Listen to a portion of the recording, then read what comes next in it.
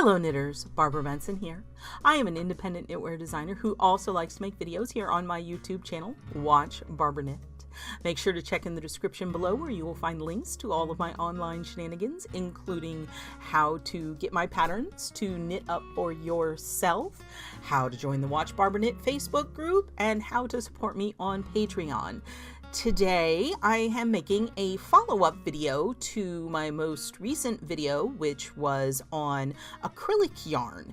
I was answering a question from a viewer. She sent it in on a postcard. It was fantastic, and she was a newer knitter wanting to know more about acrylic yarns. And the video seems to have been something that a lot of people wanted to talk about. It was viewed a lot, and there are a whole lot of comments. And I will put a link. I might click one up here and put in below, so if you haven't seen it, you can go watch it. And I talked about some of the difference between acrylic and wool specifically, and different yarns. And one of the things that came up in the comments that I didn't touch on in the video at all is what I wanted to talk about in the video today, which is the source of allergies. That acrylic yarn is actually a good option for people who have wool and other natural fiber allergies, specifically animal fibers. So that is something I wanted to talk about. There are a bunch of comments, but specifically this one, I actually did a little screenshot of it so y'all can see it.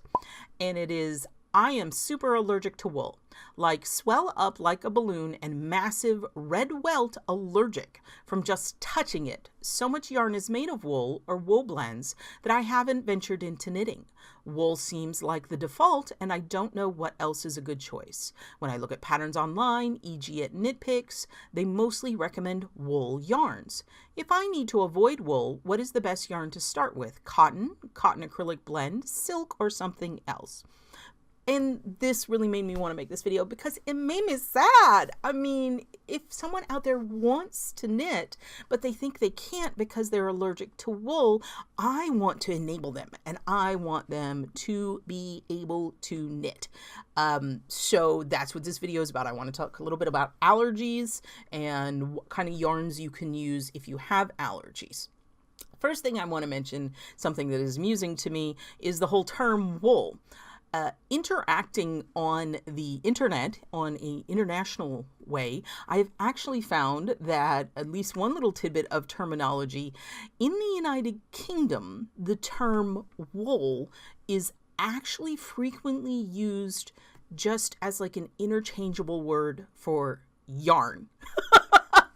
It's kind of like, regardless of what the yarn itself is actually made of, it's like, I'm going to go get some wool. What kind of wool you're going to get? I'm going to get silk wool. I'm confused. What does that mean? But it actually speaks to my heart because I lived in Atlanta for 20 years. And in Atlanta, in large parts of the South, there is Coke. When you go to a restaurant and they ask you, or someone's home or whatever, and they ask you if you would like something to drink, you would say a Coke. And then they're like, what flavor of Coke? And you could drink Diet Coke, you could drink Sprite, you could drink root beer. But Coke is a blanket name for all soda pop, whatever, fizzy water, whatever you want to call it, it's all Coke. So apparently in certain regions, whatever the yarn's made of, it's wool. So I just wanted to get that little tidbit out because I thought it was hilarious. So, and acknowledge, hello to all my UK people. If you actually just call all yarn wool, you do you. So, wool. Yes. Really, the lion's share of designs you see, a lot of patterns, I can totally see why you would think every single one of them calls for wool. But there are all kinds of other things out there. And you can knit if you're allergic to wool. I actually know a lovely designer, and she's a knitwear designer, and her brand name is Knit Eco Chic. And she is actually allergic to all animal fibers, not just wool.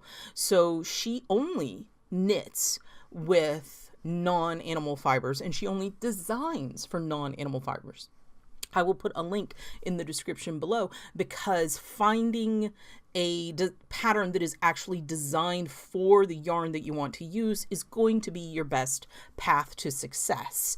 Substitution is something that you need more knowledge to do if you're swapping out, like significantly swapping out fibers, which I believe led to the question in the first place. That's something that's going to probably take several videos to go through. But it is entirely possible to knit and never, ever touch wool, because we don't want you getting any red welts. Now, that's another thing I want to speak to. Obviously, this particular poster, 100% allergic to wool. But there's a difference between a wool sensitivity and a wool allergy. And there's a spectrum. And for people who are on the one end of the spectrum where really they think wool is itchy, and that's pretty much the extent, it just makes them itch a little bit, you might, if you're one of those people, you might want to take a little time and look into like merino.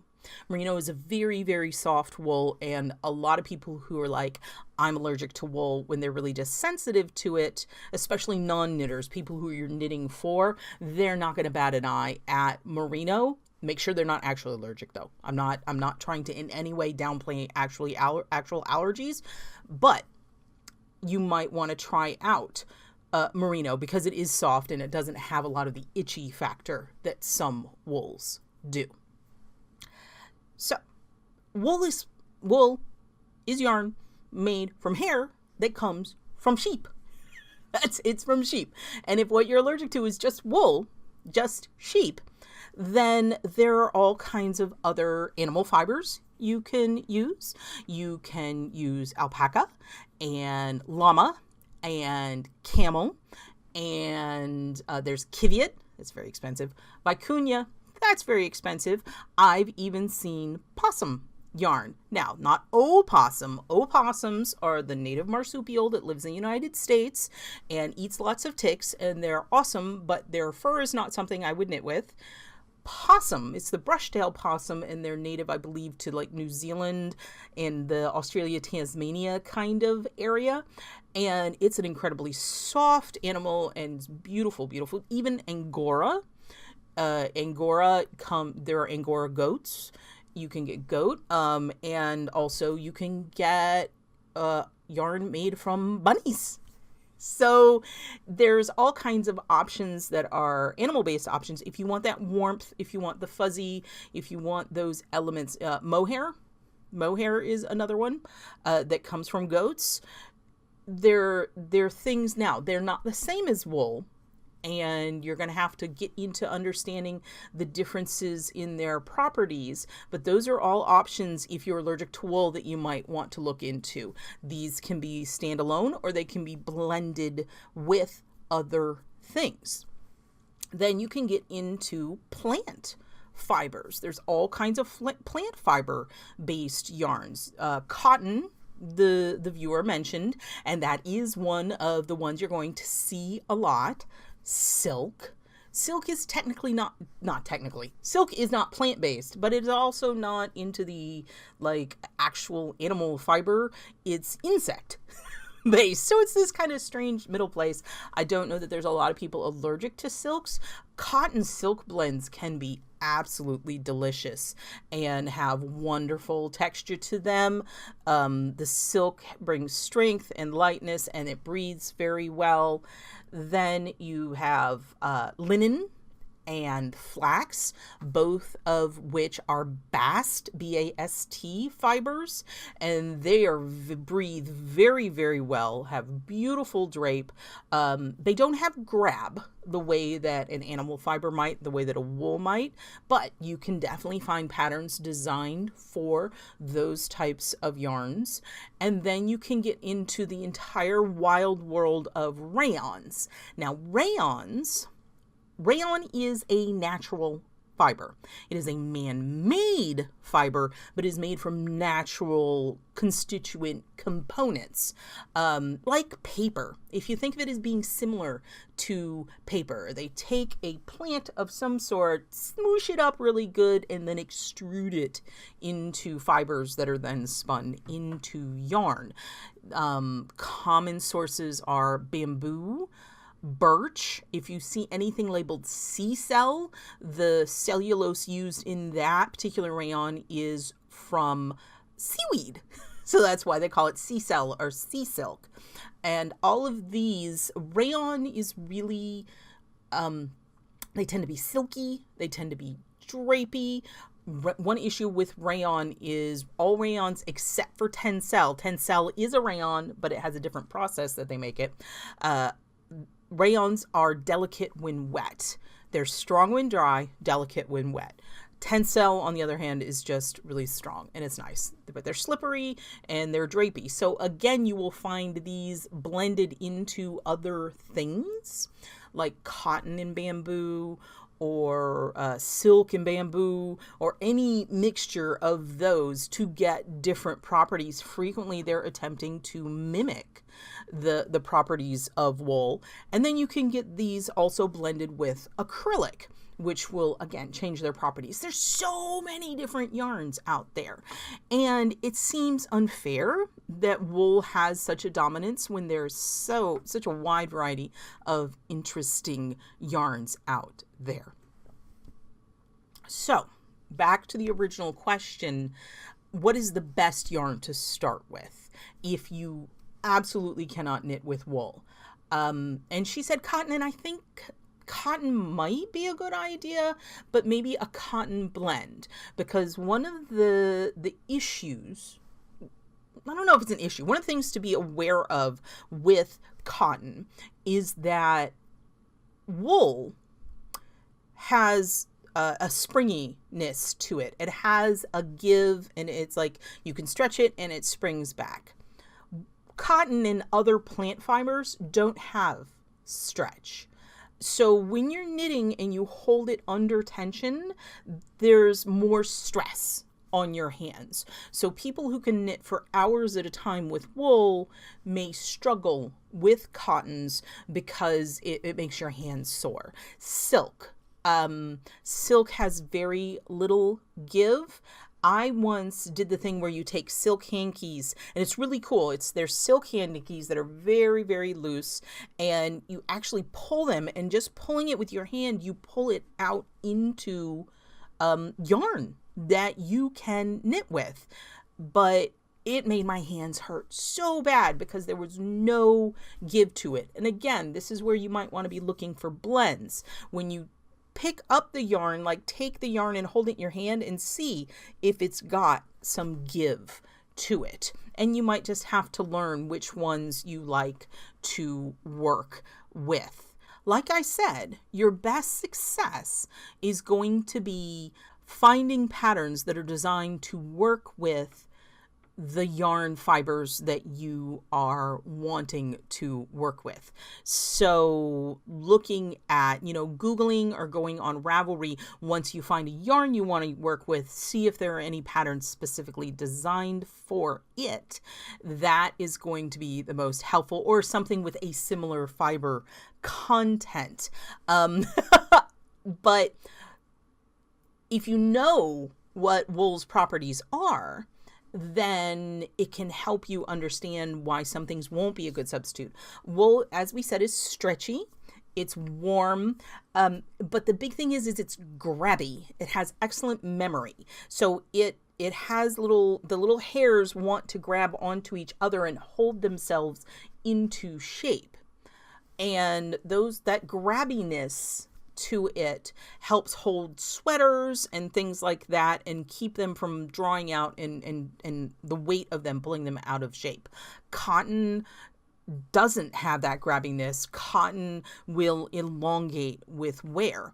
So if you're wanting to make a garment and you're wanting to use something that has a lot of cotton in it, one thing is look for garments that are knit in pieces and then sewn together, finished, because those seams give more structure and allow there to to be less of that droopiness happening. Because if you take a decent weight cotton, something in the DK worsted weight, and knit a garment in the round, it's going to be waist length when you put it on, and by the end of the day it's going to be mid-thigh, depending on what gauge you knit it in. Now, a cotton acrylic blend, it's not going to have that much give, and it will probably hold its shape better. So it's just a give and take.